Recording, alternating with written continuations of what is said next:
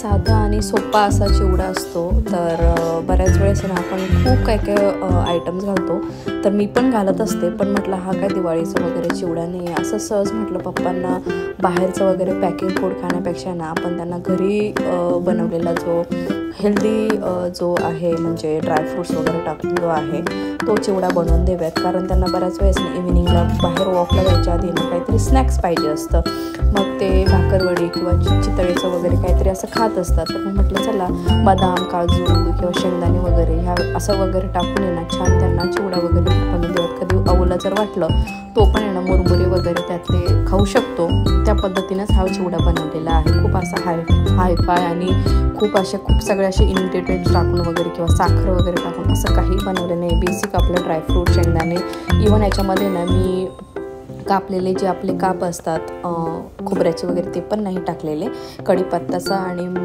अगदी काहीतरी नावाला मिरची आहे आणि कढीपत्त्याचा तडका आणि हिरवी मिरचीचा तडका असंच बनवलेलं आहे। जेणेकरून ना कधी वाटला ओला तो पण खाऊ शकतो आणि पप्पांना आता जास्त तिखट चालत नाही वयानुसार, मग त्या हिशोबानेच बनवलेला आणि अगदी सिंपल साधी रेसिपी आहे। पण जेव्हा मी खाऊन बघितली तेव्हा खरंच अगदी मस्त झालेला आहे। तुम्ही पण नक्की ट्राय करून बघू शकता।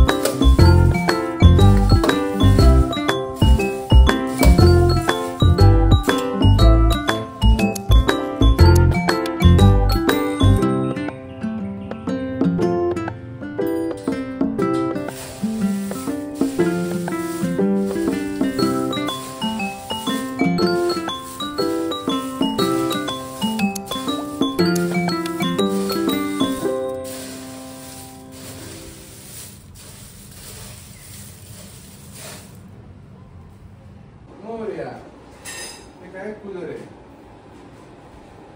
अरे थांब चला आपण बघूया आबा काय करतात.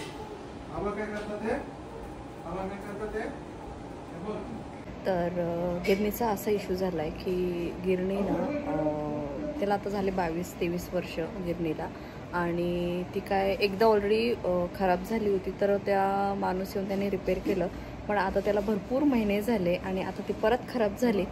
तर माझे वडील बोलले होते इकडे येऊन बघा स्वस्त मिळेल वगैरे, पण आता परत तिकडे कधी जाणार, ती कधी घेणार, आय डोंट नो. पण आता बघू, ऑनलाईन वगैरे शोधतोय.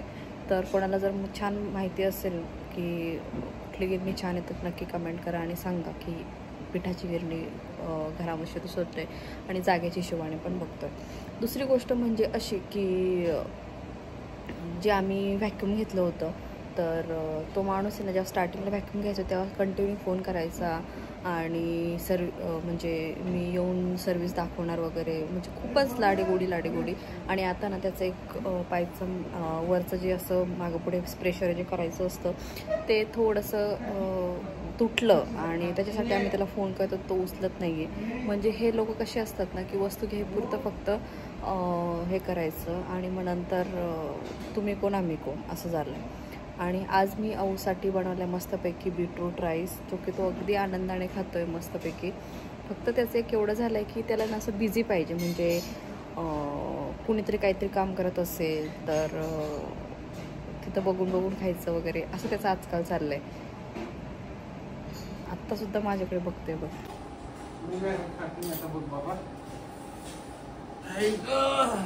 अहो थांब, इकडे जाड्या. थोडंसं खाल्लं की लगेच इकडे तिकडे फिरायचं.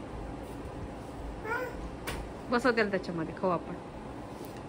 त्याला कळलं तू त्याला त्याच्यात बसवणार आहे. ते बघ कसं पळायला लागलं ते बघ.